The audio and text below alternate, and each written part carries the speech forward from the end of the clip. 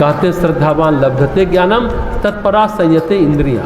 तो गोस्वामी जी कहते हैं जब ये हो जाता है, हृदय के नेत्र खुल जाते हैं, तो पहला चरण संसार और संस्कार विदा हो जाता है। संसार के दुख विलीन हो जाते हैं, संसार दुख नहीं देता, क्योंकि संसार होता ही नहीं। मन में बैठा वासनाओं का जाल अपने आप समाप्त हो जाता है। मिटहि दोष दुख भव रजनी के। फिर जो बोध होता है, सुझहि रामचरित मणि माणिक। रामचरित्र के जो मणियाँ हैं, जो माणिक है, मणि रत्न है, माणिक सूर्य का रत्न होता है। रामचरित तो राम की कथा है। राम की कथा में बड़े गहन गुरहार्थ भी हैं। राम की कथा में अनेक रहस्य भी हैं। राम की कथा में योग का, ज्ञान का प्रकाश भी है। कहते हैं रामचरित में क्या रखा है? रामचरित में है ही क्या? एक रावण एक रामन्ना, एक ठाकुर एक ब्राह्मणना, वाणे बाकी नारी हरि, वाणे वा से करी लड़ाई, दुई वातन को वातन्ना, तुलसी रची औ पोथन्ना।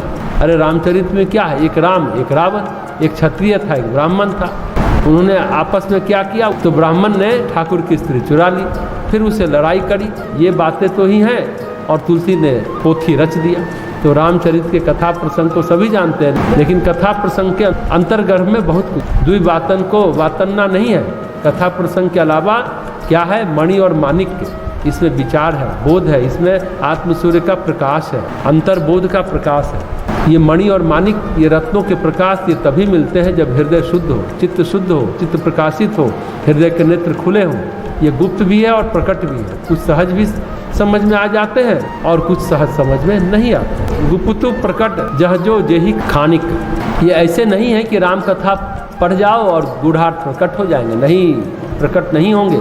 कहते हैं जहजो जेई खान, ये खान में है, राम कथा की खान में है। कौन है? मणि और माणिक। और खान में छुपी हुई है सामग्री, खान में छुपे हुए रत्न भंडार तब मिलते हैं जब कोई प्रयत्न पूर्वक खुदाई करता है। सोने की खान, लोहे की खान, जस्ते की खान खोदनी पड़ती है, फिर रत्न मिलता है। इनको शुद्ध करना पड़ता है, फिर इनका मोल बढ़ता है। कहते हैं जिस खान में जो है वो प्रकट होते हैं। जब रामचरितमानस पढ़ेंगे तब सोचेंगे कि रत्न क्षेत्र में पहुंच गए। अब क्या है? खुदाई करें। खुदाई क्या है? खुदाई है सत्संग, खुदाई है चिंतन, खुदाई है मनन, खुदाई है निधिध्यासन, खुदाई है अर्थबोध, अर्थ अनुसंधान में लीन होना। जिसकी जितनी खुदाई उसको उतने रत्न मिलते हैं। शब्द दोहराने से रत्न नहीं मिलेंगे, शास्त्र दोहराने से नहीं मिलेगा। जब जब जितने गहरे खुदाई करेंगे, जितना शब्द में सत्य का अनुसंधान करेंगे तो वो मिलेगा।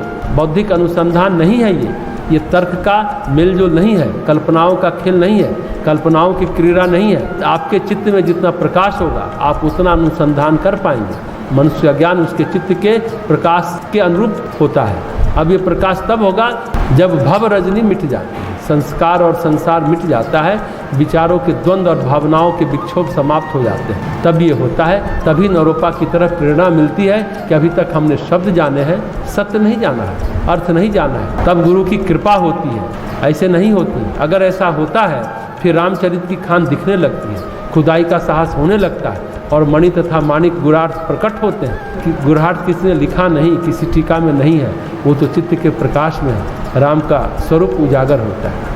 तो कबीर कहते हैं एक राम दशरथ का बेटा, एक राम घर घर में लेटा, एक राम है जगत पसारा, एक राम सब जग से न्यारा। एक राम इतिहास की बात है, दशरथ के पुत्र हैं, कहते हैं ईश्वर के अवतार है, लेकिन एक राम घर घर में लेटा जो ईश्वर के रूप में है वो भी राम है, और प्रत्येक जीव के रूप में घर घर विराजमान है वो भी राम है। एक राम है जगत पसारा, एक राम से ही संपूर्ण संसार है। गीता में भगवान कहते हैं एकांशम स्थित जगत, मेरे एक अंश से जगत है। एक राम सब जग से न्यारा, कहते हैं त्रिपदश्याम मृतम देह, 3 पद 3 चरण उसके दिव्यांश है, दिव्य है, वो दिखाई नहीं देते, वो अनुभव नहीं देते। वो सत्य तभी अनुभव होता है राम का जब उगरही विमल विलोचन ही के, जब हृदय के नेत्र खुल जाते हैं, तब जब गुरु के चरणों का ध्यान करते करते संसार और संस्कार मिट जाते हैं, तब जब मन में वासनाओं का पाप जाल समाप्त हो जाता है तब ये दिव्य अनुभूति होती है। ये अनुभूति हृदय की है, शुद्ध चित्त की है। चित्त शुद्ध का परिणाम है